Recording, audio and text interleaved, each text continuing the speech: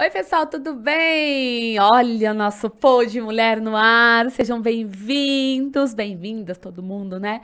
Que tá aí assistindo a gente ou que tá no Spotify também nos acompanhando, né? Mais um episódio no ar.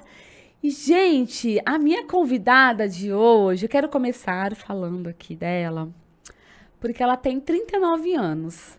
Porém, só da área da gastronomia são 20 anos. Ou seja, começou muito novinha como garçonete. Hoje, sommelier de cervejas. Gente, cervejas, você sabe o que que é isso? Eu imagino assim, um mundo que alguns anos atrás, praticamente essa coisa do gourmet, do artesanal, nem existia, né? E hoje é uma coisa que caiu no gosto do brasileiro e que ninguém consegue viver mais sem.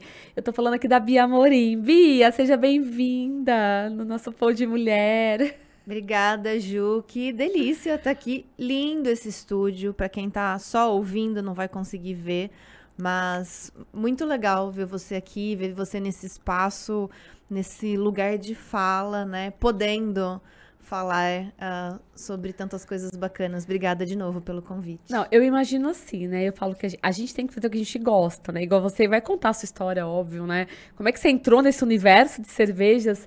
E eu imagino o quanto que não é gostoso você estar nesse meio, né? Uma que, assim, é um mercado que foi totalmente evoluiu demais da conta nos últimos anos, né? Aquela coisa de você aprender a degustar, né? A ter o gosto, né? De conhecer melhor e escolher, né? Imagina os sabores, né? Hoje, coisas que antigamente não existia, né? E você tá nesse meio, né, Bia? Nisso tudo. É bom a gente tá nos lugares onde a gente gosta, né? Porque os desafios, eles têm todos os dias, né? Então é importante a gente ser bem apaixonada aí pelo nosso trabalho. E, gente, não bastasse toda a atuação dela, a Bia também, ela tem a Farofa Magazine, junto com a Fran Michele, né? E por quê? Além de gostar da parte de consultoria, de tudo que você se especializou em descrever, né, Bia? É falar da gastronomia em si, ter um olhar diferente, né, de todo esse universo. Ó, Ju, no final das contas, é meio que tudo é comunicação, na verdade. A gente tá aqui se comunicando e muitas vezes a gente acaba querendo extrapolar um pouco essa bolha. E a gente tem tantos canais hoje em dia e a própria comunicação tem formatos, né? Então, de vídeo. E aí eu me encontrei também na escrita. É isso aí.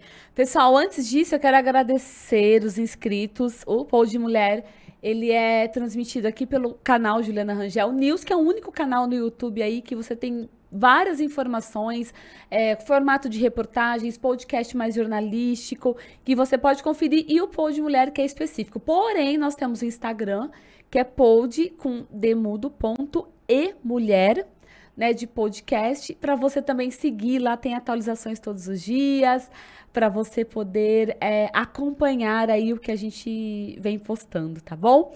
E também quero agradecer a caneca Itaús RP. Bia, essa caneca é um presente para Eu você, amei! que é um oferecimento da caneca Itaús RP, que produz umas canecas lindas, e a gente sempre dá de presente, de recordação aí, para os nossos convidados aqui da podcast. Muito obrigada. Eu vou tomar café todos os dias, né? Ou cerveja. Também. Mas eu gosto tanto de café também. A gente já tomou cerveja na caneca aqui. Eu acho que assim como uma garota, uma mulher, deve ser duas coisas, quem e o que ela quiser, a gente vai beber o que a gente quiser nessa caneca também. Exatamente, mas o café combina mais, né? Vamos ser sinceros. Mas, ó, me conta. Você nasceu em São Paulo. Sim. Faz 15 anos que você está em Ribeirão Preto. Então, ou seja, você fez a sua história aqui no interior de São Paulo, né? E você é formada em hotelaria, então tá nesse universo. E eu queria que você contasse um pouquinho assim, porque você começou. Como que, na verdade, você entrou para gastronomia, o seu primeiro emprego, e como é que hoje você foi parar nesse universo da cerveja, né? Bom, eu nasci em São Paulo, mas eu mudei algumas vezes de cidade. Antes de ficar os 15 anos. Antes de ficar os 15 anos em Ribeirão. Sabe que de residência eu mudei 23 vezes de casa.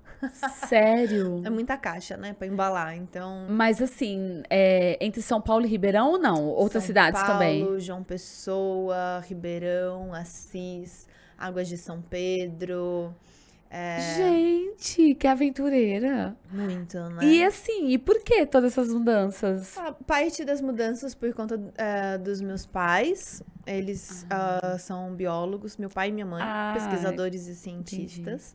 E a gente acabou indo aí de uma cidade para outra. E de casa, olha, nem sei te falar por quê, mas às vezes a gente vai se adaptando ou não se adaptando, né? Às necessidades e as vicissitudes da vida, diria assim. Mas, bom, eu fui para Águas de São Pedro fazer hotelaria. Quando isso foi 2001 e eu tava aqui em Ribeirão Preto, eu fazia colegial aqui. Eu assisti uma palestra sobre turismo e já vi algumas coisas assim, naquela época, né, Ju? Se a gente falava multicanal, lembra? Ah, porque a multicanal era sempre aquela um lugar ainda muito estranho, né? Hoje a gente tem os streamings e todo esse monte de coisa. Antigamente tinha poucos lugares. E aí eu vi um programa de televisão que falava sobre viagens, gastronomia, né, e tudo mais. Eu fiquei muito apaixonada e fui assistir essa palestra, fiquei mais apaixonada ainda. E acabei escolhendo fazer, né, essa faculdade de hotelaria. E uma escolha muito feliz. Não é uma faculdade que você sai e você vai ter um baita emprego. É uma construção e tem muito a ver com o serviço. Então a gente tem que estar com uma disponibilidade. Sei lá, quem trabalha com serviço sabe, né? Assim, você tá sempre muito disposto, feriado, finais de semana, datas comemorativas em geral, você vai estar trabalhando. E aí foi isso, fiz a faculdade de hotelaria. Lá em Águas de São Pedro também tive a possibilidade de conhecer muito mais sobre gastronomia. E isso 20 anos A sua atrás, faculdade não foi aqui em Ribeirão, não foi. Foi lá em Águas de foi em São Águas de São Pedro, no Grande Pedro. Hotel, lá do Uhum. Senac. E 20 anos atrás, na hora que você começou, você estava falando, né, que as coisas vêm mudando. E claro que está mudando há mais de 20 anos, mas da minha perspectiva, eu vejo que nos últimos 15 anos a coisa tomou uma forma diferente. A gente passou pelas fases da gourmetização das coisas, até que a gente enjoou da palavra. E a gente tá falando isso há 15 anos já. Ah, pelo menos, Gente, porque né? pra mim parece ser tão mais recente, Bia. É, Será que é por talvez a conta de que palavra gourmet, talvez um pouco menos, mas eu acho que a gourmetização das coisas já vem acontecendo há pelo menos aí quase 2 décadas, essa né? mudança mesmo de mercado? É. Uma mudança de mercado, uma mudança que eu acho que tem a ver com a questão da velocidade da comunicação. Também achei bem legal a hora que você estava falando da questão dos sabores e das coisas e de aprender sobre. E a gente está aprendendo mais porque a gente está se comunicando mais. Então, uma coisa muito puxa a outra, né? É isso, na verdade, que você fala da comunicação, eu enxergo em todos os setores. A gente até estava falando tempo atrás na moda. A moda é a mesma coisa. Antigamente, uma semana de moda para chegar aqui, tendência e tudo mais, levavam, tipo assim, muito tempo. Hoje, uma influencer na internet, ela tá lá falando da moda, ela já tá falando o que tá rolando lá. É tudo muito rápido, né? Essa entrega, essa comunicação em todos os setores, como também nesse universo da gastronomia, né? E principalmente de cerveja, né? Olha, não é Ai, chegou um cerveja, é um café. café que eu Que sei que você também delícia. gosta, né? Inesperado, muito obrigada. Um cafezinho. Você toma puro, Bia? Permita-se. Vou me permitir. Você toma Tomo puro? puro, Olha obrigada. só, a Bia já é evoluída, gente. Eu Ah, estou não fala evoluindo, isso, Bia. Ju. Eu acho que essa questão do paladar, ela precisa. Primeiro de tudo, a gente precisa muito respeitar o paladar do outro, né? Eu escutei ontem, tava tendo um festival na internet também, né? No YouTube e tal. Chama-se Devora. E são mulheres falando sobre gastronomia, fazendo reflexões profundas e tal. E ontem tava a Helena Guimarães, que é uma colega minha, e elas estavam conversando sobre a coisa do caipira, da cozinha e das memórias e de toda essa afetividade que a gente carrega. Então, quando eu vou criticar o paladar do outro, no fundo eu tô criticando o outro também, né? Porque como as meninas lembraram, a gente é o que a gente come. Então, eu só posso, talvez, falar mal do meu paladar e do meu filho. Meu filho come mal, eu tô sempre pegando no pé dele. Aí já entra a mãe, né? Não, daí já entra o outro lado, né? Mas eu acho que essa história também da gastronomia estar se desenvolvendo, ela também passa por a gente aprender a olhar para o que a gente tem, sabe? O que é a gastronomia ribeirão-pretana? Né? O que é essa culinária caipira do interior? O que é a gente entender que um frango assado, os próprios legumes simples, são coisas incríveis. E a gente vem resgatando um pouco dessas memórias, trazendo para o cotidiano, entendendo que não é sobre o caviar, né? É sobre aquilo que é o que a gente tem no prato e o que a gente gosta. Então, o café com açúcar, por exemplo, é uma coisa que muitas vezes é afetiva, muitas vezes tem a ver com o nível de torra do café. Um café mais torrado é um café mais amargo. Então, assim... E é muito curioso porque, assim, o café... Olha como que também entra muito a questão da sua mentalidade, né? Na época de cafeteria, que eu tinha minha cafeteria e tudo mais, para degustação, sempre foi sem açúcar. Sempre. Vários eventos que eu participei da Nespresso, em São Paulo, na época como jornalista... Tudo normal, é como se eu não sentisse falta do açúcar. Olha que engraçado, mas no meu dia a dia, eu preciso ter o açúcar no café. A gente tem uma conexão com a doçura, né, muito grande. E o amargo,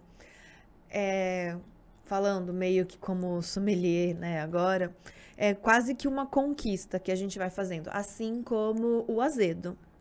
Porque também... se a gente for olhar pra gente, 30, 50, 100 mil anos atrás, onde nós éramos caçadores, coletores, e a gente tinha um outro meio de sobrevivência mesmo, quando eu encontrava algo pra comer, a primeira coisa eu vou fazer é cheirar. Por que a gente cheira? Pra realmente ter essa noção de, será que isso está bom? Quando eu como, eu dou a primeira mordida, eu já vou sentir esses gostos. Se estivesse azedo, provavelmente estava estragado. Se fosse amargo, provavelmente seria veneno. Então eu não ia consumir. E isso fica na gente. Então é quase que uma segurança eu falar, não, é amargo, não gosto.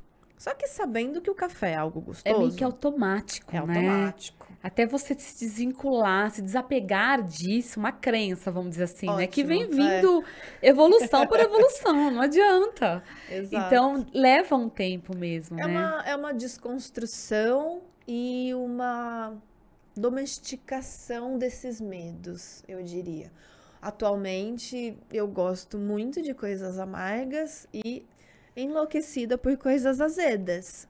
Então, a gente vai ali, de repente, a hora que você olha, você já tá num pH baixíssimo e adorando todas essas coisas que antigamente, sem conhecimento, por isso que a gente tem que conhecer, a gente refutava. Exatamente. Bia, mas vamos voltar lá. Então, você fez hotelaria em Águas de São Pedro. E aí, quando que você foi atuar na sua área? Ainda na faculdade, finais de semanas e feriados, eu já trabalhava na região. Trabalhei em Águas de São Pedro, Piracicaba. Vivia fazendo freela de garçonete ou de bartender ou qualquer coisa que surgisse já ali no métier, eu já estava fazendo. Então, já fiquei apaixonada. Sempre gostei de tomar uma cervejinha. E então, precisava ter renda para tomar cerveja. Então foi assim que eu comecei. E aí depois, por exemplo, então você se formou, Uhum. e aí nesses freelas e tudo, quando que veio a sua primeira atuação que você considera assim, que foi mesmo no que você se formou? Quanto tempo depois? Aí eu fui para São Paulo, entreguei dezenas de currículos em São Paulo. E daí, aquela coisa, né? Você vai entregando currículo em todos os lugares, todo restaurante, todo hotel, todo barzinho. Fui entregando currículo, meu currículo era super pequenininho, né? Tipo, recém-formada, eu tinha 20 anos, então uma carinha de bebê. E, e eu fui trabalhar num bar que se chamava. Meu Deus, esqueci. Ficava lá na Vila Madalena e eu era auxiliar de tudo e qualquer coisa. Então, trabalhava no administrativo, com manutenção, com recebimento de compra, com, enfim, aquela pessoa bem dinâmica, assim, é uma coisa que eu gosto muito de fazer várias coisas. Um pouco, acho que toda mulher é super dinâmica, né? Então a gente já gostava dessas questões aí. Depois, em seguida, que eu saí desse bar, Bop Bistrô, chamava, lembrei. Depois que eu saí do Bop, eu fui para um restaurante super chique. Super bacanudo também, lá em Pinheiros. Daí eu fui ser bartender, depois fui hostess, depois fui cuidar de buffet. Enfim, daí assim, a vida vai tomando caminhos e foi lá que eu aprendi um pouco mais a questão das bebidas e como era um restaurante bem sofisticado, a gente atendia um pessoal super chique e tal. Eu olhei e falei, uau, olha que interessante como a gente traz valor às experiências e ao ambiente e ao produto com o serviço, né, com o atendimento. Então, naquela época eu comecei a paquerar um pouco o mundo do vinho. Tive um colega, o Manuel, que era sommelier lá e a gente conversava bastante e aquilo me deu uma despertada. Depois eu saí de lá, fui ser garçonete no Mestiço, que é um restaurante que eu amo até hoje, fica na rua Fernando de Albuquerque, ali na Consolação, em São Paulo. E eu tive uma baita chefe, que foi a Dona Ina. E como é importante, né, a gente como mulher, a gente ter outras mulheres que nos inspiram. Acho que a Dona Ina foi, tirando as mulheres da minha família, que eu também sou super fã de todas, a Dona Ina foi essa primeira chefe que ela era carinhosa com os funcionários e olhava pra gente, conversava com a gente e, enfim, trabalhei acho que 2 anos no Mestiço como garçonete e foi lá que eu fiquei grávida e, né, e fiquei até meu filho nascer, eu fiquei trabalhando no Mestiço. E lá em São Paulo, você tá falando com quantos anos? 20 anos, né, que você foi pra lá, e você Uhum. ficou até quantos anos, mais ou menos? Fiquei até os 24 anos. Eu trabalhei aí 4 anos em São Paulo, mais E, ou menos. e aí, quando você era garçonete, como você disse, engravidou, Aham. foi inesperado, não foi planejado, ou foi algo já... Eu já era casada, né? Assim, foi um namorado da faculdade até, cozinheiro. E então a gente já foi morar junto em São Paulo e tal. Mas eu fiquei grávida com 22 anos, Bem assim, nova, bem né? nova, completamente inesperado. Meu filho hoje tá com 16 para 17 anos. É uma graça, assim. Eu acho que ele me ajudou muito, né? Essa coisa do tipo, boletos para pagar e responsabilidades para se cumprir, põe a gente num eixo Para uma menina de diferente. 22 anos, É. que de repente estava trabalhando lá, mas para pagar o seu dia A a dia, vida, o né? que Sim. você queria, né? Seus sonhos, ou seja, veio algo a mais, uma responsabilidade a mais que mudou muito para você, assim, a sua Sim. cabeça, em termos de ter, ver o que estava vindo pela frente, né? A gente acaba deixando de ser menina para se tornar mulher e com todas as questões embutidas aí nisso, né? E depois, então, ainda trabalhei num outro lugar em São Paulo como gerente administrativa do Estúdio SP. Fazia também, assim, coisas da rotina e do dia a dia, mas acabei escolhendo voltar para Ribeirão Preto, que a minha família mora aqui, né? Então, ter um pouco mais de suporte tão nova, precisava de um vilarejo para criar meu filho junto comigo, né? Aquela história de que para criar uma criança a gente precisa de toda uma comunidade, né? E aí, na verdade, você veio para Ribeirão perto dos seus 30 anos, foi isso? Não, vim com 24 para 25 Ah, não, 24 para anos, 25. Eu que tô fazendo conta errada, Aham. olha só. Eu e as minhas confusões nas contas. A gente é de humanas, né? Por Você favor. veio logo, então. Você Sim. ficou praticamente ali uns 4, 5 anos em São Paulo, Sim. trabalhando. Tô já há cerca de 15 anos já em Ribeirão Preto, né? E aí você veio para Ribeirão, mas você já veio, por exemplo, assim, ó, você decidiu, não, vou para Ribeirão Preto. Você veio já com algo certo? Não, você veio para começar do zero aqui. Vim para começar do zero. Trabalhei no Trattoria Boulevard, para quem lembra, Gente, o adorava. delicioso restaurante italiano cheio de camisetas de time de Maravilhoso. futebol. Um beijo pro Antônio. Era aqui Na na Altina Arantes. na Altina Arantes, é verdade. Sim. Depois eu trabalhei no Fleur de Sal, que também já não temos mais aqui em Ribeirão Preto. Alô, Thiago, Só né? em Rio Saudades. Preto, né? Ele Fleur de deixou o Sal. restaurante. Que foi um restaurante que eu acho que em Ribeirão Preto também foi um turning point aqui, em termos de carta de vinho, serviço, um risoto correto, ponto da carne bem pensado. Enfim, gastronomia mesmo. Hoje um nós pouco temos mais excelentes restaurantes, assim, nesse nível também. Mas, por exemplo, eu acredito que o Flor de Sal e o Trattoria, eles foram meio que uns pioneiros, não foram, A Bia? gente tinha o Fofo. Ai, tinha o Fofo. Gente, eu amava o Fofo. Agora você vai me lembrando todos. O que mais? Um beijo, Maurício. Aqui também, ó. Aqui, não, da Rua de Baixo. Da pra Rua lá. de Baixo, Maravilhoso. Não, Ribeirão, ele tinha... Bom, a gente teve La Pyramide com o Dr. João, assim. Verdade. Algo... É. Então, eu não diria que Ribeirão Preto era carente de restaurantes, mas talvez algo mais contemporâneo, sabe? Assim, porque eram restaurantes os que a gente tinha mais tradicionais. Uhum. Já a partir ali do Flor de Sal, né, da onde eu olho, eu entendo que ele trouxe um requinte diferente. Então, as taças, a adega, não tinha vinho em cima da mesa, sabe? Depois, a Meet. Você foi pensar, a gente tinha o Família Túlio, o Santini. pai, Aham. ó, e tá até hoje, uma massa incrível, excelentes. Bom, a carta de vinho do Túlio sempre foi magnífica, Sim. né? Então, a gente às vezes esquece, mas daí, sim.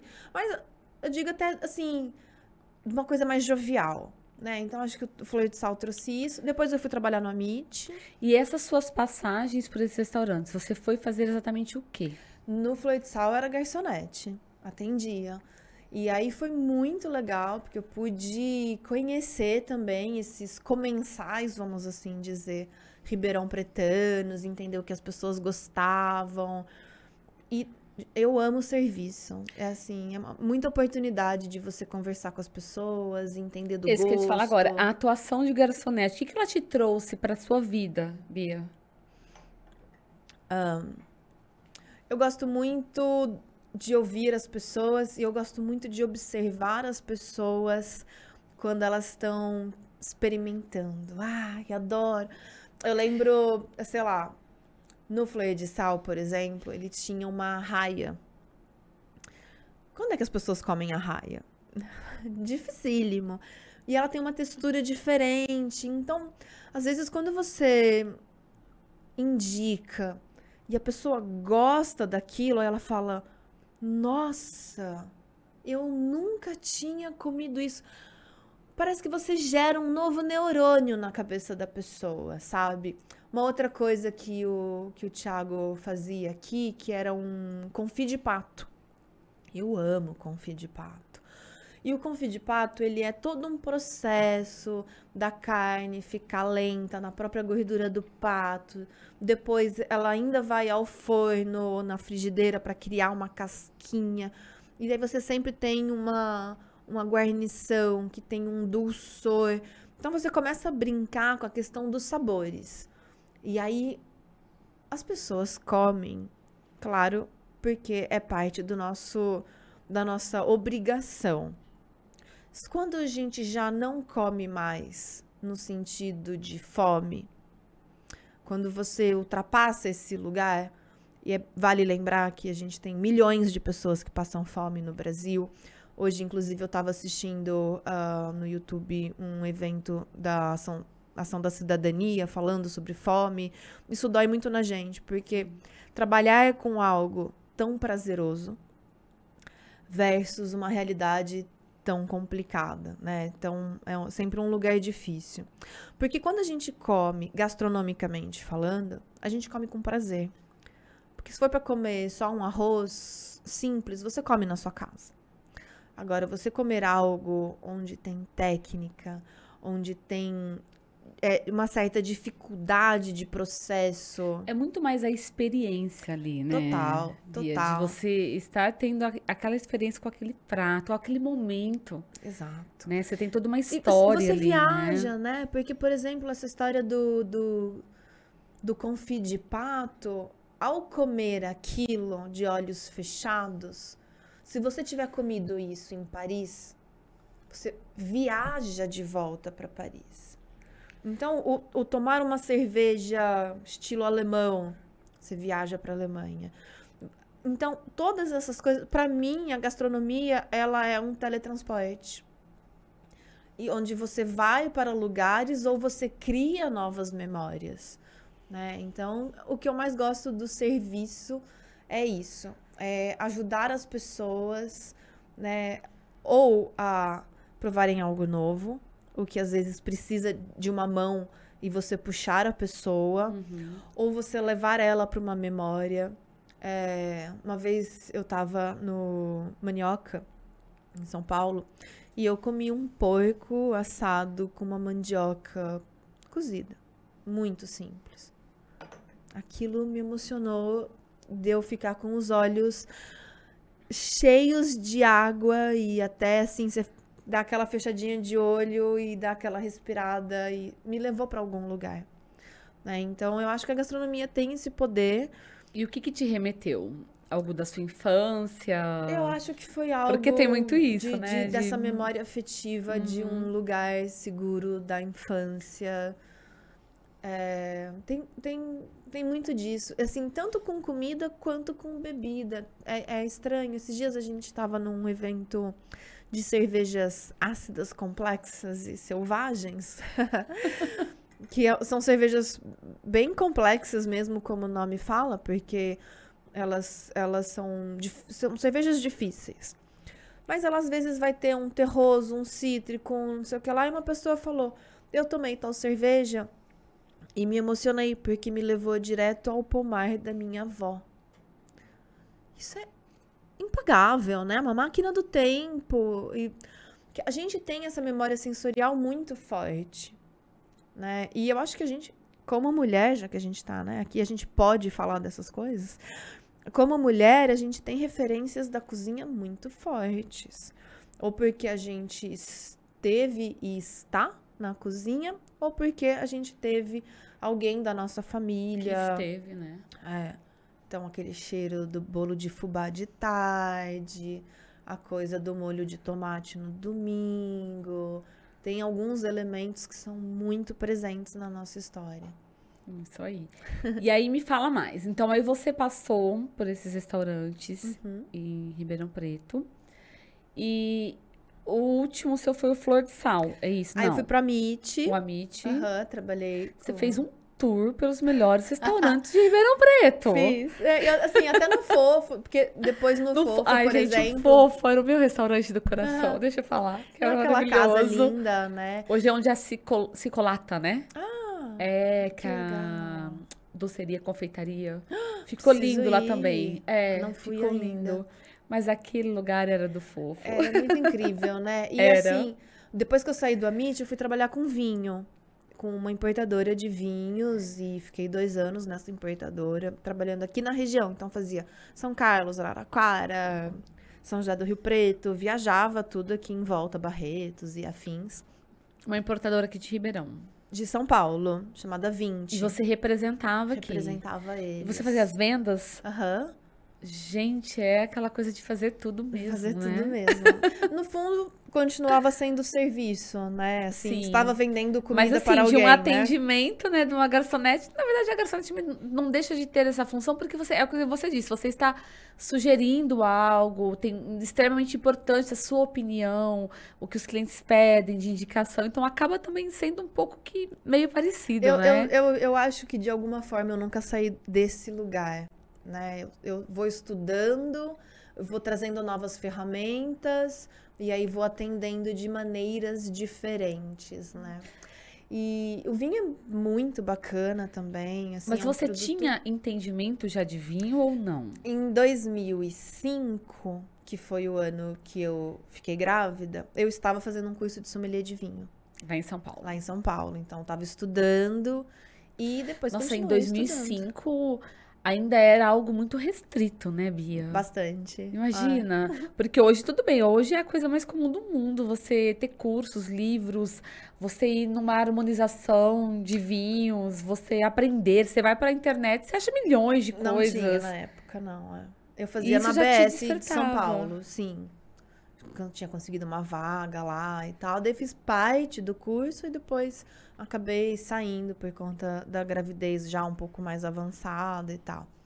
E aí, trabalhando com vinho, que também, de novo, né, tem a ver com sabores e diferentes estilos de vinhos e muita cultura, porque daí você vai falar de terroir, aí você vai falar de nações e tudo mais, e foi uma coisa que mexe muito com a gente, e claro, assim, tem uma questão elitizada do vinho, também é um mercado machista, vamos assim dizer, né, em termos, antigamente, principalmente, não via tantas mulheres trabalhando, mas tem... Hoje mudou o cenário. Mudou bastante. Eu falo por você, eu acredito que assim, que hoje, nessa parte do universo das cervejas, ele ainda é um pouco mais assim, eu não posso falar, acho que machista, mas pode ainda é.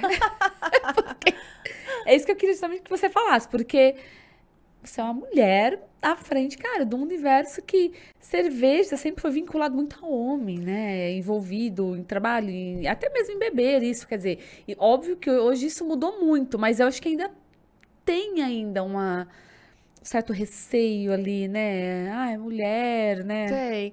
Assim, quando aí eu saio do mercado de vinho, tava dando aula aqui na Barão de Mauá, turismo, gastronomia e hotelaria, dava aula de bebidas e bar.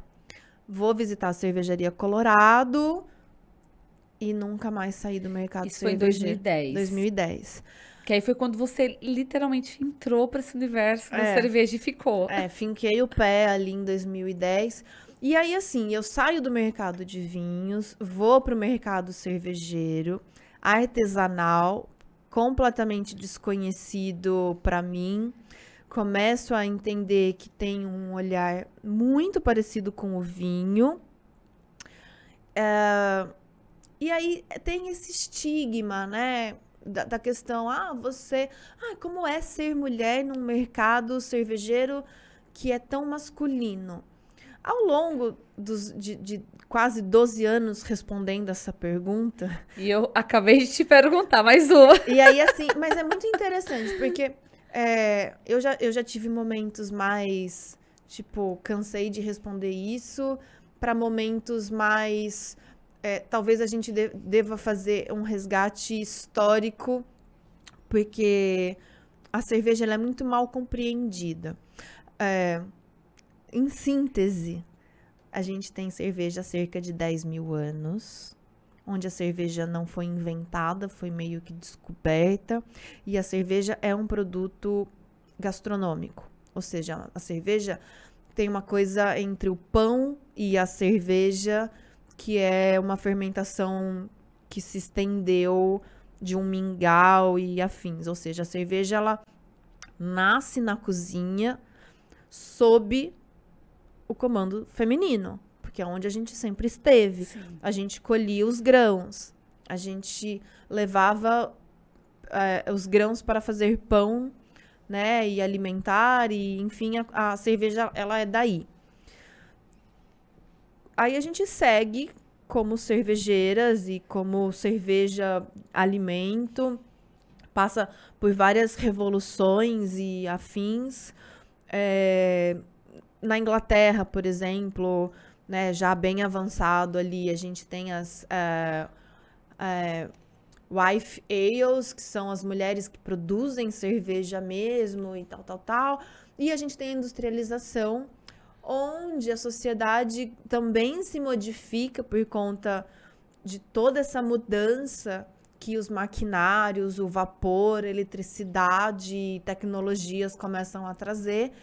E a gente deixa de fazer parte desse universo. A cerveja se torna um universo masculino, e é a partir desses 300, 400 anos de história que a cerveja vira masculina.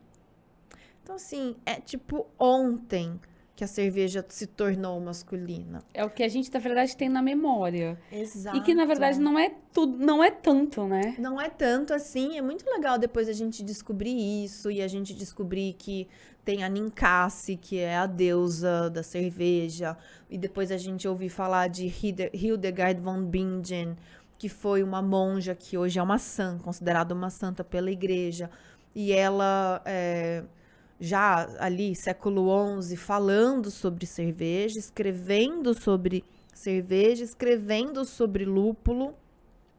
E ela é considerada uma das primeiras escritoras mulheres do mundo, Hildegard von Bingen. E é considerada uma das primeiras pessoas a falar sobre lúpulo na cerveja. E é também, talvez, a primeira pessoa a escrever sobre um orgasmo feminino. Olá, Hildegard, bênção. Abençoa as mulheres aqui, abençoa nós. Então, eu acho que hoje, no mercado cervejeiro, a gente deve ter, os números são muito, talvez, irreais, mas a gente deve ter cerca de 35% de mulheres no mercado cervejeiro.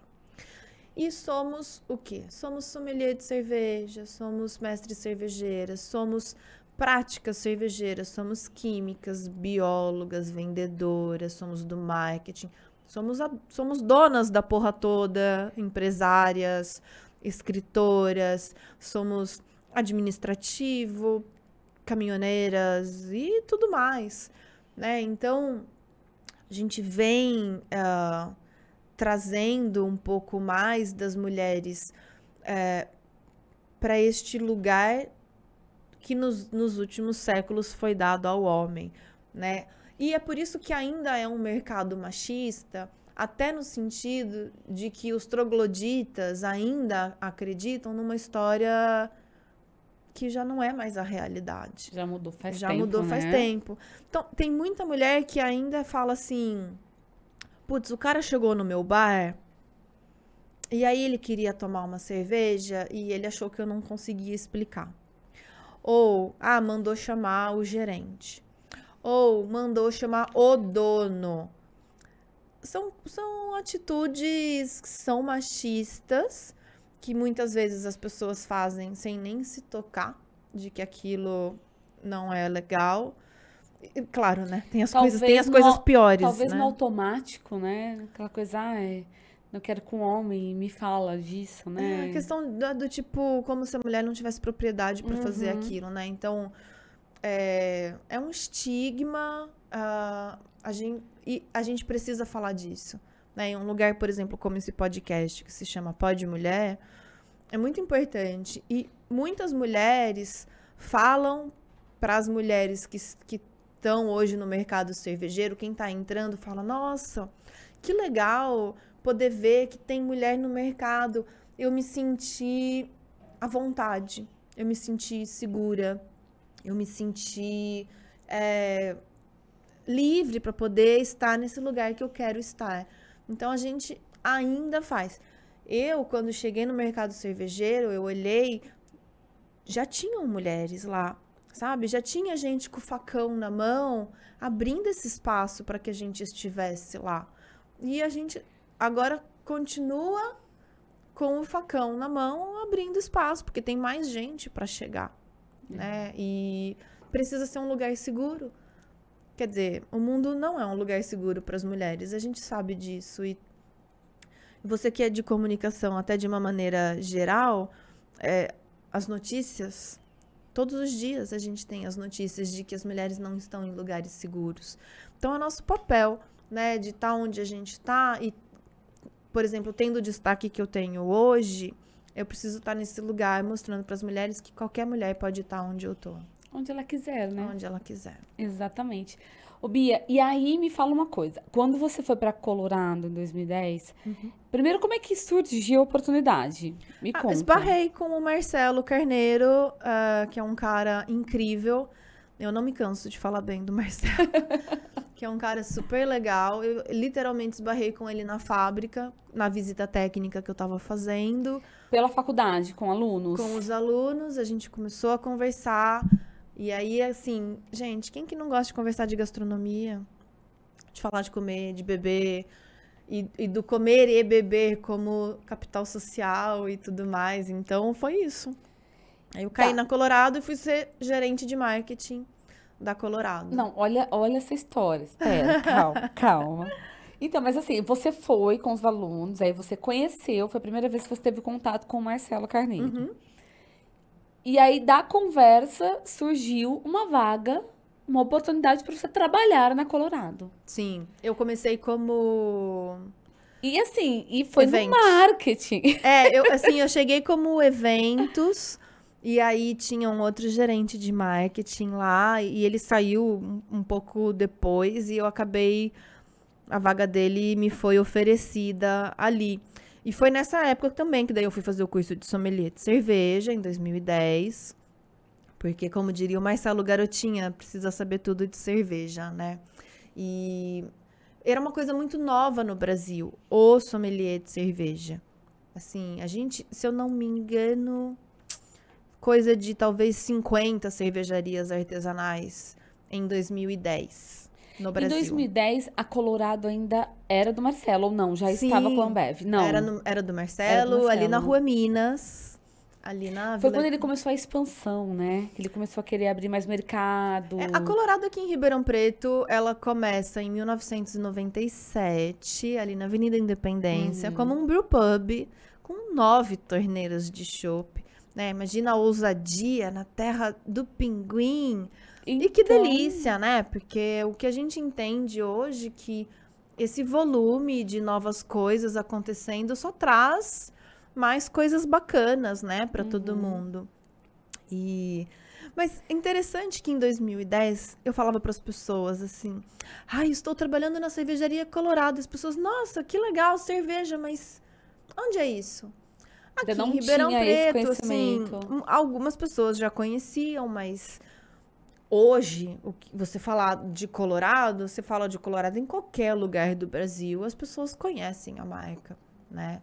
Então, mas se eu não me engano, foi 2015 que a Colorado foi vendida. Então, foi alguns anos depois. Tá. E aí, você entrou na Colorado, passou um tempo em eventos, foi pro marketing, e aí você não saiu mais desse universo. E aí, eu acho que o marketing, junto com o fato do serviço, acaba também sendo uma entrega, né? Acaba também sendo comunicação. Você...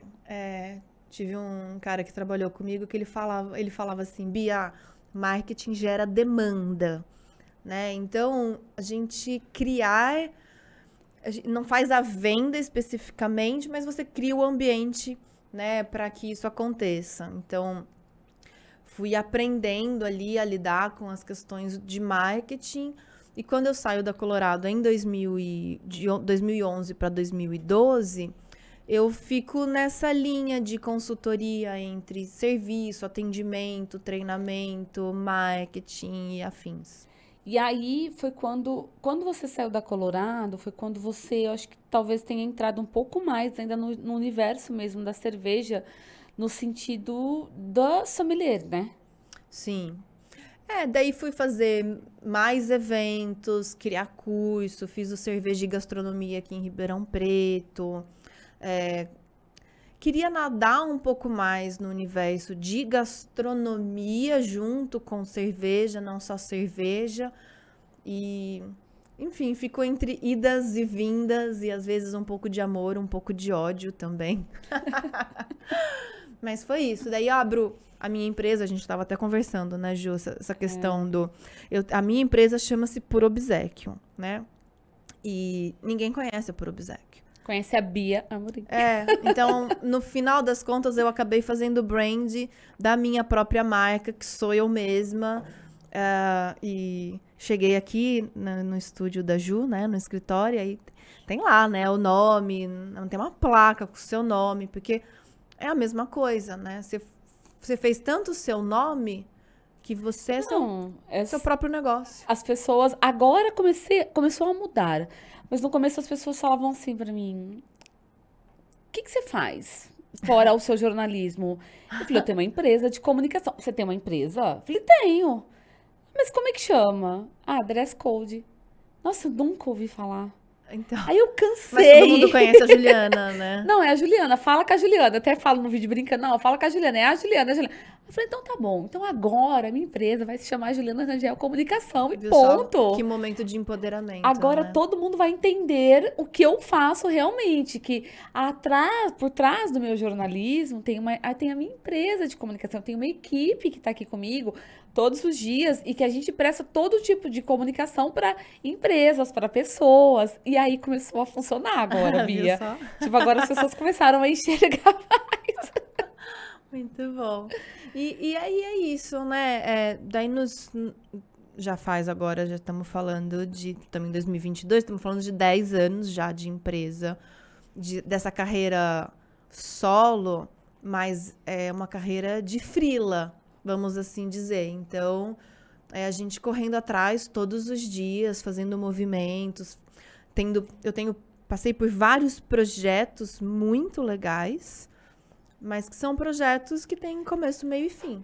Quando você foi para Colorado, eu acho que foi um momento muito importante nesse setor da gourmetização, não foi? Da cerveja, Você veio sim. pegando, na verdade, você entrou talvez no momento certo. A gente pode falar isso? Que foi o momento mesmo que veio esse crescimento, né? Como uma onda, né? Quem quer pegar jacaré ou quem gosta de surfar, entende que você remar no momento certo faz toda a diferença na hora que você sobe em cima da prancha, né? Então, eu acho que calhou. Eu costumo dizer que é destino, eu não sei fazer outra coisa da minha vida que não seja servir gastronomia e tudo mais. Eu sou muito apaixonada e muito feliz de que eu estava remando no momento certo. E eu acho que assim, que todas essas suas passagens de várias, dentro da hotelaria, óbvio, da gastronomia, mas de atuações que você teve, te prepararam e construíram tudo para o que você desenvolve hoje, né? Com certeza. De ter essas multifunções, vamos dizer assim, né? Sim. De ter aprendido de tudo um pouco, né? Por exemplo, a questão da escrita, logo em 2006, eu comecei um blog. Eu lembro. Café, Almoço e Jantar. Eu lembro. Que eu acho que foi mais ou menos uma época quando a gente se conheceu, assim, nesses eventos ribeirão pretanos. E eu escrevia. E comecei a escrever. E os textos eram horríveis, assim. Mas, sabe, você começa, você acha difícil, você toma bronca, tem as críticas, tem as autocríticas e você continua indo. E na minha família, o pessoal é muito da área de educação e quase todo mundo tem um livro publicado. Claro que você teria um também, né? Só demorou, mas chegou lá. Meu pai me ajudou muito nesse começo do blog, ele lia meus textos e riscava tudo e devolvia. A minha irmã, que é professora de escrita, que tem um curso super legal que se chama Travessias Textuais, ela também, em determinada época, me ajudou muito, sentava comigo e falava, ó, o seu raciocínio é muito bom, mas se você pegar esse daqui, botar pra cá, e isso daqui, olha essa forma de escrever. Ela realmente pegou na minha mão também e me ajudou a conduzir. Minha mãe agora tem um blog também. E também escreve. E aí um dia eu também conheci a Fran. Que é outra, né? Que é jornalista, que dá aula de texto escrita. excepcional também. E muito engraçado, porque eu conheci a Fran em 2014. E eu acho que foi alguns meses antes. Se eu não me engano, foi 2013. A gente fez um curso de roteiro junto. Mas a gente não se conheceu. A gente fez o mesmo curso. A gente deve ter sentado longe. A gente não se conheceu. A gente descobriu anos depois que a gente tinha feito esse curso junto. Olha só. E eu conheci a Fran por conta do blog, Mãe Já Acabei. E aí um dia eu conheci ela. E aí a gente ficou sócia num evento. E depois a gente foi pra Farofa. Mas, sabe, assim, as migalhinhas vão se juntando ao longo do tempo. Então essa coisa do construiu para que... É tudo isso. É sempre assim, né, Ju? É. Então, a gente tem que... O caminho se faz caminhando mesmo, né? Passando, são etapas, né, Bia? Eu falo. São fases. Sim. E você tem que passar por todas. Não adianta você querer sair daqui e pular lá pro primeiro degrauzinho. Não dá certo. Não dá certo. E aí você vai construindo. E quando você chega lá, você fala, nossa... Como a gente estava falando das suas etapas dos seus trabalhos. Você teve que passar por tudo isso para hoje... se tornar a profissional que você é, entendeu? Sim, e a que eu vou ser. Porque a gente está sempre evoluindo, né? A gente Ainda não estamos. para, exatamente. A gente evolui e se atualiza todos os dias, né? Sim. E aí, vamos lá. E aí, esse universo cervejeiro, tão presente na sua vida... depois da Colorado, vieram vários projetos aí que são os seus projetos, né? Que você começou a participar mais de eventos. Teve, inclusive, reality show, né? Que você participou como jurada. Eu acho que isso daí também foi um grande boom para você, né? Foi muito legal, bem inesperado. Eu sou jurada de concursos cervejeiros. Assim, 9 da manhã, a gente tá sentada numa mesa, não toma café logo cedo, ainda mais expresso, assim. E aí, degustação de cerveja é uma coisa bem análise mesmo, né? Você toma cerveja, preenche uma ficha e tudo mais. Então, desde 2012, eu sou jurada de concursos cervejeiros. Em 2016, a Eisenbahn já tinha esse concurso de cervejas caseiras. Em 2016 a gente julgou Altbier, que delícias. E em 2017 surge esse convite de participar como jurada do reality show que passou na televisão, junto com o Juliano Mendes, que é o fundador, e o Sadi Homes, que é químico maravilhoso e baterista do Nenhum de Nós. Começou aí no TNT, né? E depois foi para Multishow. Para Multishow, né? Então, eu fiz 2017, 2018 e 2019. É muito legal, assim. Você já tá acostumado a essa coisa de estúdio, né? Make, cabelo, figurino. O backstage é muito legal. Coisa, né?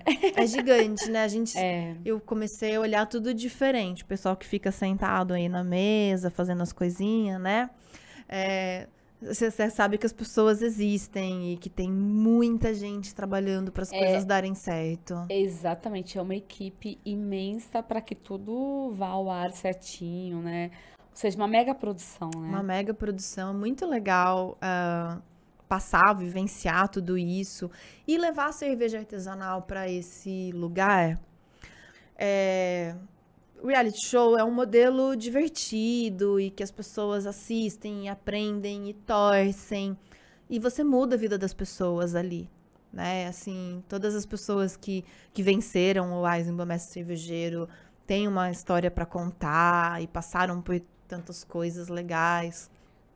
Claro que você tá num papel seguro ali julgando é diferente, né? Mas é uma baita de uma responsabilidade.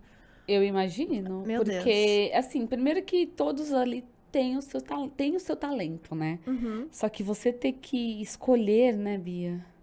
É. É muito É difícil. muito filosófico, né? Assim, eu brinco que eu sou filósofa de boteco, né? Que eu gosto de ficar refletindo sobre as coisas. E a gente, tipo, essa cerveja é boa pra quem? Sabe, assim? Então, a gente tem um rigor técnico de parâmetros, de guia de estilo, tem ali um sistema para poder fazer esse julgamento. Não é que exatamente é bom para mim, porque, eu gosto. Não, tecnicamente, profissionalmente, é bom por causa disso, disso, disso e disso, né? Mas o reality foi muito legal, eu acho que foi legal para o mercado cervejeiro, movimenta, ainda existe, né, o concurso, por causa da pandemia, eles mudaram completamente os formatos, mas eu já não sou mais jurada, eu saí em 2019, ainda faço uns publis, umas coisas assim, e tô sempre na torcida, porque a gente sempre quer tomar uma cerveja ainda melhor, né? É, exatamente. E o que veio mudando muito, né? E você sabe que eu falo que eu vim no meio dessa evolução da cerveja. Bom, se a Ribeirão Pretana veio, E eu querendo te ou não. falo que a minha mudança, ela aconteceu com a Colorado. Eu até brinco, eu tenho uma ligação muito forte até hoje com a Colorado, eu falo que é a cerveja do meu coração. Primeiro porque eu conheci também o Marcelo Carneiro, e aí eu me encantei com a história dele, e assim, e quando eu comecei a entrar, a atuar mesmo no jornalismo impresso em Ribeirão, que eu comecei no jornal Tribuna, Aham. depois fui pro jornal Cidade, e eu ficava no pé dele horrores Imagino. para a notícia. Eu ligava para ele semana sim, semana não. Porque tem novidade, Cara, né? e assim, ele era um revolucionário aqui em Ribeirão Preto. Ele é. fez acontecer, Mas, Ju, entendeu? ele revolucionou no Brasil. No Brasil, sim, eu falo Sabe? Ribeirão porque ele É. começou aqui, mas assim, É. o que ele fez, e eu acho, e assim, eu ligava e tinha toda semana, cada vez que eu ligava tinha uma novidade. Não, Juliana, agora as minhas cervejas chegaram lá em Nova York. Ah. Marcelo, não sei o que, escrevia pro jornal. Marcelo, não, porque agora estou terceirizando a fabricação numa cervejaria aqui na região que vai produzir para aumentar a produção. Sempre foi muito visionário, né? Você vê como é interessante, como as coisas estão costuradas. E é uma rede. Olha o tanto que você fez parte da importância de divulgar a Colorado para ela se tornar o que ela é hoje. Tá tudo conectado. E aí eu vou te falar mais, que tem até a ver com a Fran. Ah. Estou eu em Nova York em 2018. Foi 2018. Foi. Ah, você lembra, né? Aham, com pratinho. Eu lá cobrindo a semana de moda e tal, e de repente veio uma mensagem. Ju, você está em Nova York? Eu falei, tô, Fran. Tô. Você quer ir para um festival internacional de cerveja aí? Eu falei, quero. Gente, que bizarro, Olha, eu até me né? emociono em falar. Porque assim, eu falo que foi uma das melhores experiências da minha vida Que com legal. cerveja. Aí ela, tá bom, olha numa ilha, não é em Manhattan, eu vou te passar, nem lembro mais o nome da ilha, mas é perto, Não, assim, tipo 20 vai- minutos de barco. E era um dos maiores festivais de cerveja do mundo, acho que é Eco Beer, né? Octo. Octobeer, Octo, tem até o copinho guardado até hoje. Eu falei, não é possível. Aí eu comecei, eu estou em Nova York, do outro lado do mundo, tem uma Ribeirão Pretana aqui, de Nova Tomando York, uma cerveja Ribeirão com Pretana. uma pratinha, que também é de Ribeirão, e que assim, Augusto, não é Augusto, é o José. José, que é do José, mas o Marcelo Carneiro estava lá também com a Colorado, Aham. e eles são muito amigos, São. inclusive. Então, assim, tá tudo muito junto e Gente, mas misturado. o mundo não é uma cidadezinha pequena nesse... Muito. E aí, de repente, eu me vi chegando, né? Olha isso, eu fecho o olho, eu comecei a falar, nessa ilha. Aí eu olhei aquele evento, tocando aquele hip hop, Bia. Sim. Meio assim, que pra gente não é tão tradicional, né, pro brasileiro. E eram umas bandas bem famosas por lá. Sim, e aquele baita universo de cervejas, assim, eu falava, meu Deus, que é isso aí? Eu levo a Colorado e a pratinha lá. Eu falava, não é possível, Ribeirão, num evento assim, desse, sabe assim, é Desse de porte, arrepiar. A gente sente muito orgulho Muito. de estar aqui, de fazer parte. De novo, é a coisa do resgatar que o caipira, ele é um personagem que pode ser tímido, Pode ter sotaque, pode puxar o R, pode um monte de coisa. Mas a gente é parte do mundo. Exatamente. Né? E que assim, legal. o que eles desbravaram, né? Por isso que eu falei, voltando da Colorado, o que a Colorado abriu o mercado cervejeiro? É imensurável. Assim, é difícil colocar isso em poucas palavras e afins. É muito, muito, muito legal, assim.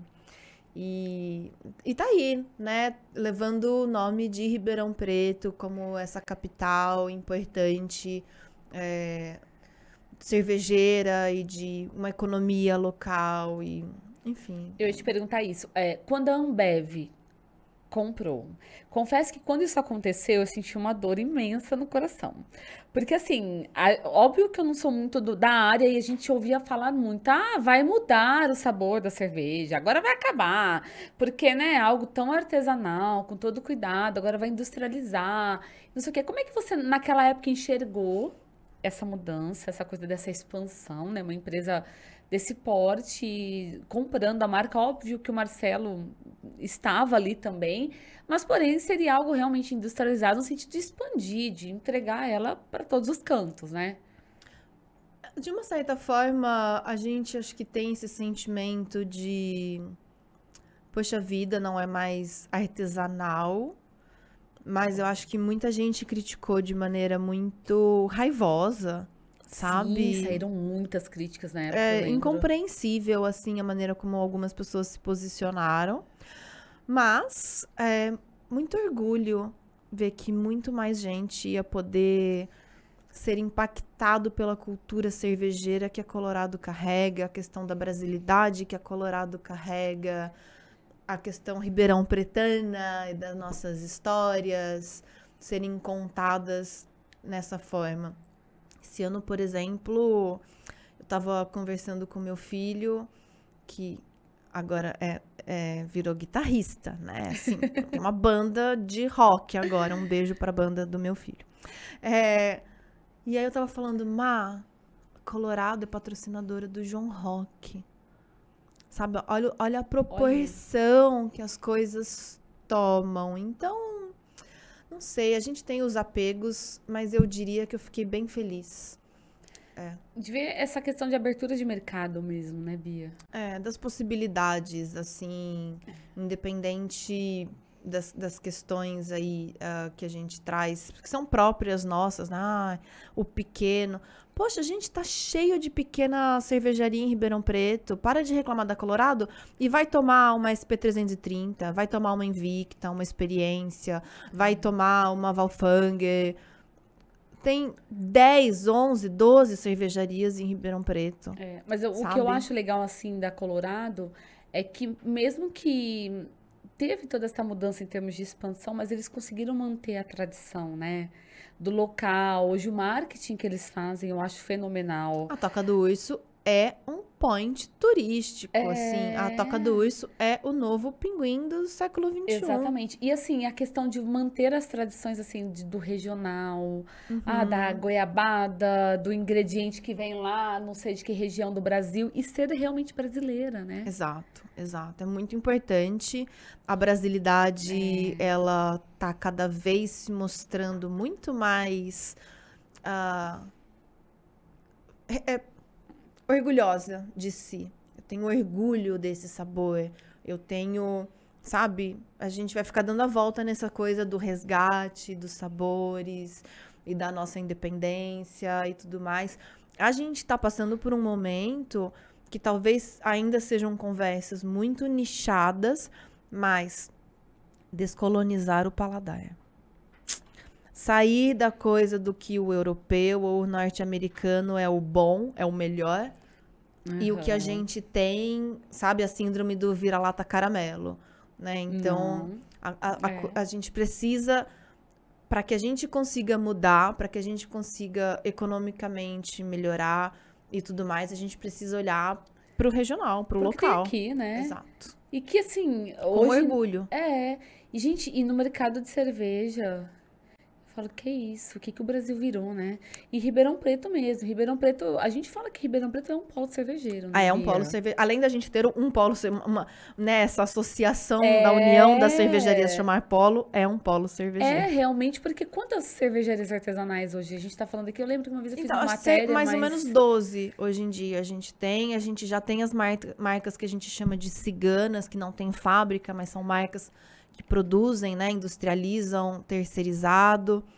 E quando foi? 2015 também foi um turning point em Ribeirão Preto, porque várias marcas surgiram depois de 2015.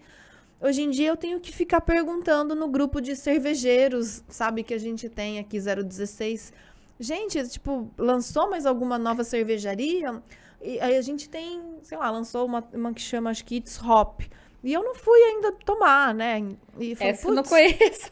né? Então, vão surgindo. Aí já tem cervejaria que é de mulher aqui também. E você fica, nossa, eu não tava sabendo. Assim, até sai da nossa micro bolha e você fala, putz, o negócio tá tão. Ou seja, você que é do meio, né? É tanta coisa surgindo, É imagina a tanta gente coisa ainda que, nova. né? Fala, nossa. Mas você sabe que a Fran colocou ontem na Farofa uma matéria que conta que acho que parece que em São Paulo abrem 15 bares por dia. Meu Em São Deus. Paulo, fiquei, what? Eu me sinto assim em Ribeirão Preto com as cervejarias também.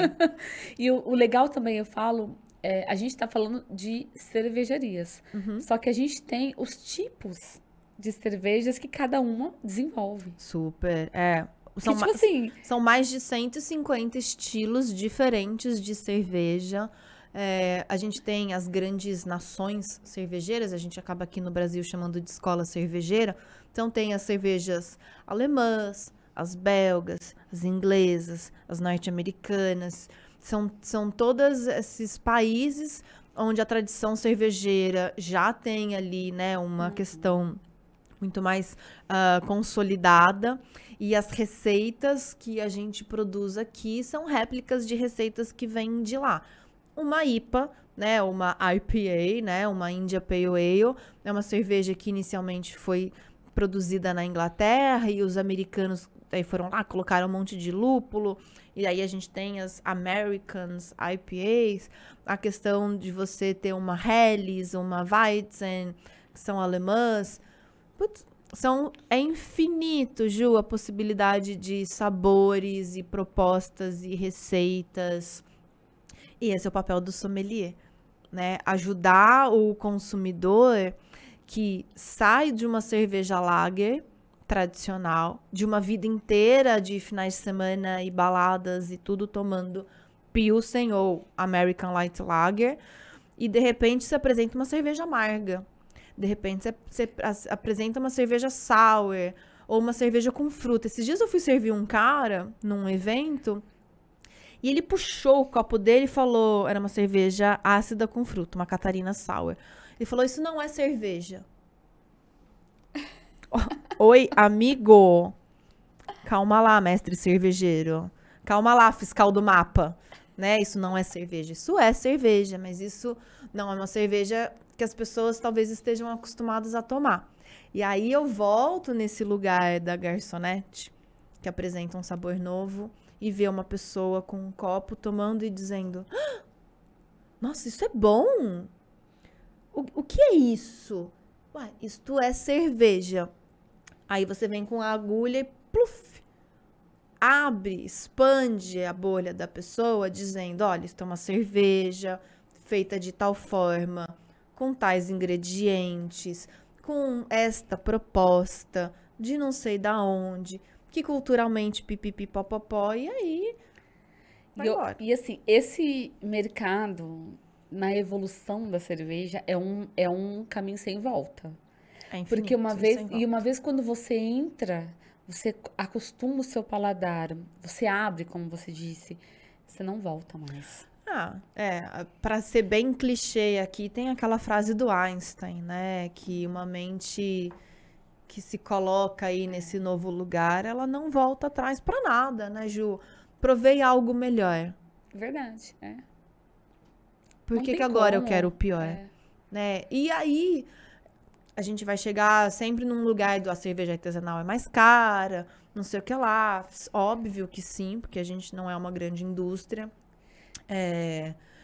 As matérias-primas são diferentes, muitas vezes tem matéria-prima que vem, a grande maior parte da matéria-prima vem do exterior ainda, malte importado, lúpulo importado, tudo importado praticamente. Agora, o Brasil vem com... O mercado cresceu. Eu falei pra você 40, 50 cervejarias quando eu trabalhava na Colorado em 2010. O ano passado a gente tinha 1.300 cervejarias no Brasil. Olha isso. Isso puxa um fio que puxa várias outras coisas, né? Em termos de importação, mas também de desenvolvimento de mercado brasileiro. Então, o mercado de lúpulo brasileiro acontecendo. Coisa que a gente nem sabe o que é lúpulo no Brasil. E que já está acontecendo. Já é uma realidade. E outra coisa também, eu vejo essa evolução também que meio que acabou com o monopólio que se existia, né, Bia? Olha, a grande indústria, ela sempre vai existir. A gente, como cerveja artesanal, Ju, dentro desse mercado de, vamos pensar em 100% das cervejarias e das pessoas que tomam cerveja, tá? Não vamos considerar o restante.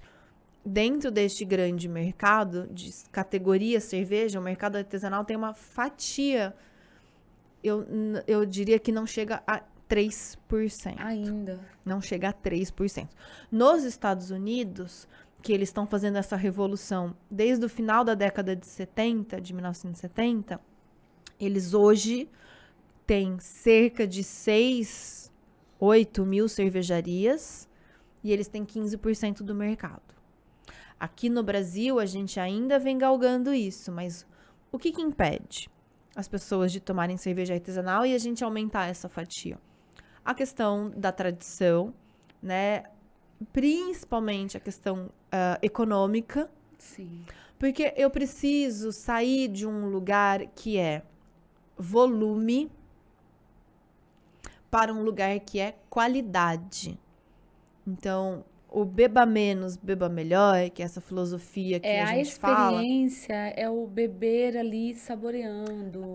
Apreciando. Você não tá ali fazendo levantamento de copo e afins. Uhum. E é muito difícil chegar nesse lugar onde eu preciso falar para uma pessoa, essas 2 caixas de cerveja que você toma no feriado, no final de semana, e que, enfim, que você adora e tal, será que tem como você diminuir para meia dúzia?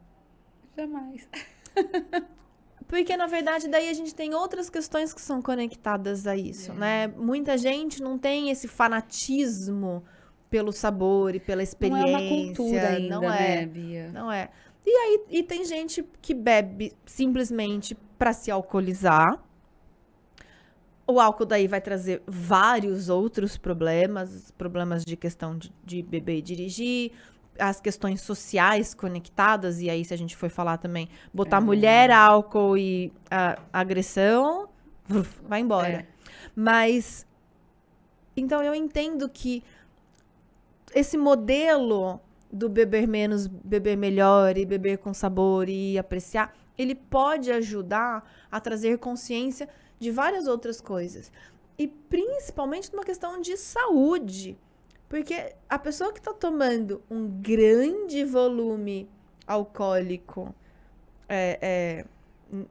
enfim, na vida, essa conta uma hora deve chegar. Com certeza. Então, eu acho que dentro deste universo, eu não diria que é só o artesanal, porque eu acho que até a grande indústria hoje traz o debate do consumo moderado. Cerveja sem álcool, por exemplo, é a grande revolução desse século. Isso a gente pode ter certeza. A gente tem todas as marcas hoje. Tem cerveja sem álcool. Inclusive, algumas com marketing muito forte. Fortíssimo, assim. Elas estão agora na Fórmula 1, por exemplo. Sem álcool. Né? Você vai ver Heineken Zero, Estrela Galícia, que tem uma cerveja zero com notas tostadas, com maltes tostados. A Bud agora tem. E aí agora a gente tem cerveja sem glúten. E, sabe, existe toda uma nova revolução, porque o mercado, ele não evolui só em sabor e em tecnologia, ele evolui em consumo.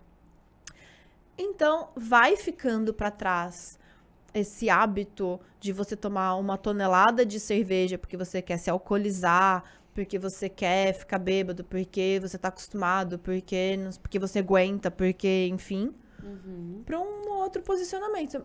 Mas é uma revolução, né, Ju? Então, é muito Não é do dia pra noite, né? construída. Não adianta. É uma cultura que óbvio, vão se passando os anos, ela vai mudando. Vai. Mas ela vai se reconstruindo, como você disse. E não adianta querer que isso aconteça de hoje para amanhã. Não vai. A gente tem, e aí a gente tem, né, de um lado, essas pessoas que nem sequer querem saber, porque para essas pessoas nem é cerveja. Ah, isso não é cerveja, porque, né, não tá nesse lugar que ela conhece. E aí a gente tem na outra ponta os geeks cervejeiros, né, que aí você vai dizer qual é o lúpulo, de qual safra, qual que é o IBU, qual que é o pH, se tem ou não tem dry hopping, se tem ou não tem acidificação, se tem bretanomices, se tem pediococcus, se tem não sei o quê, se tem saccharomyces. Daí a gente começa um glossário de palavras que são incompreensíveis para quem não tá nessa ponta geek. Mas o geek cervejeiro é como qualquer outro hobbyista, vamos assim dizer, que ama cada um dos pequenos detalhinhos, né, assim, daquilo que ama fazer. Então, o mercado hoje ele é muito interessante, porque eu posso estar em várias frações de acontecimentos, assim. Mas, por exemplo, assim, quando eu te falei do monopólio, o que eu me referi também foi o seguinte. Eu lembro quando eu era pequena, eu ia com meus pais no supermercado e tinham X opções de cervejas. Ou seja, eram aquelas marcas e acabou. Hoje, você entra num supermercado, o setor de cerveja, se bobear, é o maior que existe ali. E assim, é uma infinidade de rótulos, de marcas, tanto as internacionais que vieram para o Brasil, como também as próprias grandes indústrias diversificaram marcas Assim, ali, com coisas assim. Ou seja, hoje você tem uma variedade absurda. E dentro delas estão também as mais selecionadas por um malte, aí entram as premium, artesanais. Ou seja, elas também pegaram uma fatia e estão ali também, né? Tá todo mundo preocupado nas fatias, né? O mercado das grandes indústrias, não à toa, compraram essas pequenas fábricas e transformaram, né, essas fábricas em fábricas maiores. O que a gente faz hoje, a gente também faz pelo futuro, né? Então, acho que a gente já tá olhando e é muito interessante essa coisa do supermercado. Porque daí a gente não tá falando de uma cervejaria, de um tap room, né? De uma coisa específica. Estamos falando de um supermercado, né? De uma rede de supermercado, do mercadinho e tudo mais, né? Então, chegamos, né? A cerveja, em termos de estilos e sabores, ela é uma realidade bem grande. Mas eu diria que o melhor de tudo é você beber a cerveja mais fresca, mais regional, mais local e mais pertinho de onde você mora, sabe? Eu acho que o movimento, ele é muito importante. Por isso que quem tá em Ribeirão Preto, não se preocupa com a Colorado, prova, vê o que tá acontecendo, mas vai também descobrir as cervejarias da tua cidade, sabe? A gente tem tanta coisa que, olha que divertido, como um programa, né, meio de entretenimento mesmo.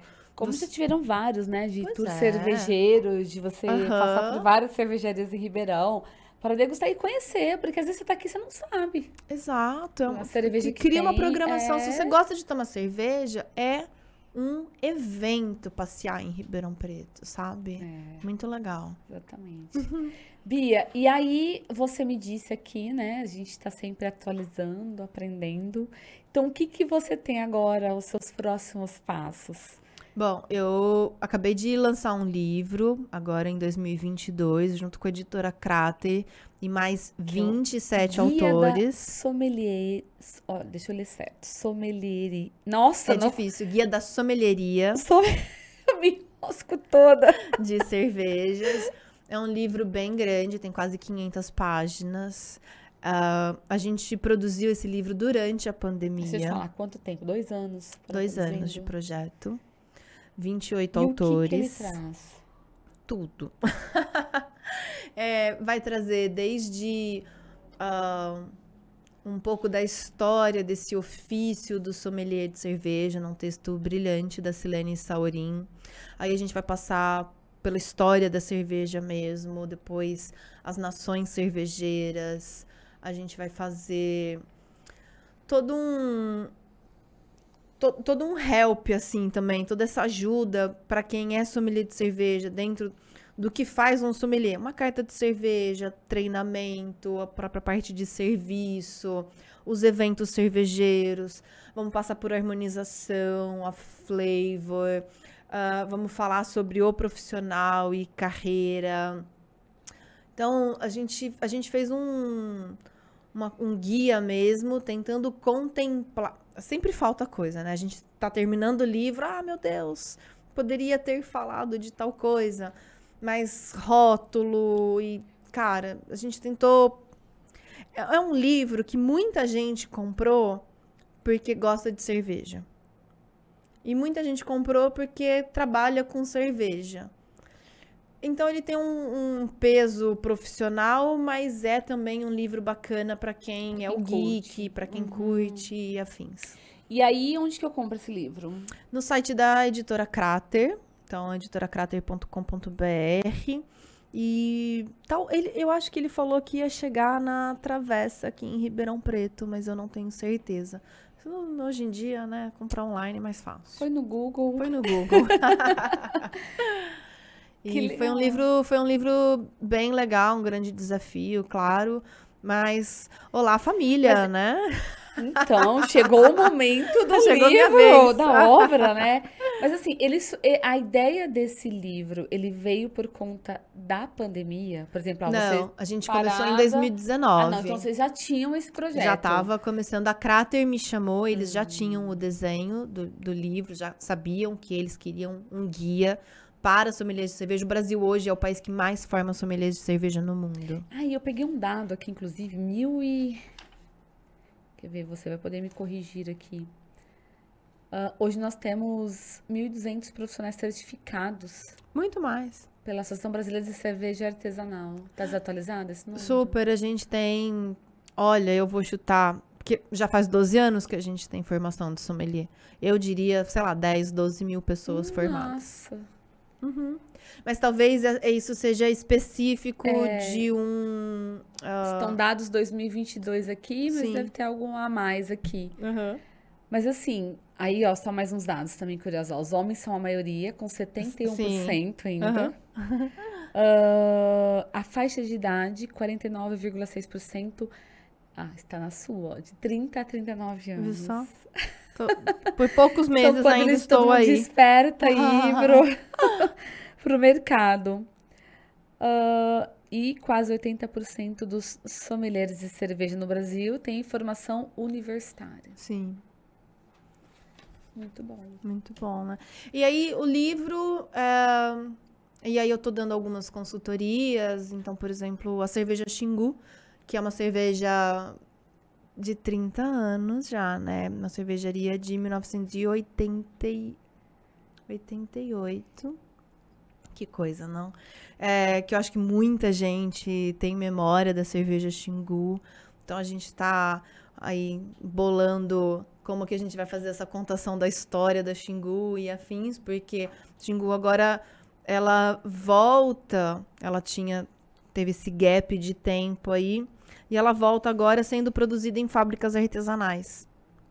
Então, é uma cerveja lager, escura, deliciosa, assim, um drinkability incrível. Mas ela vai mudar sabor, vai ter alteração, rótulo novo, não?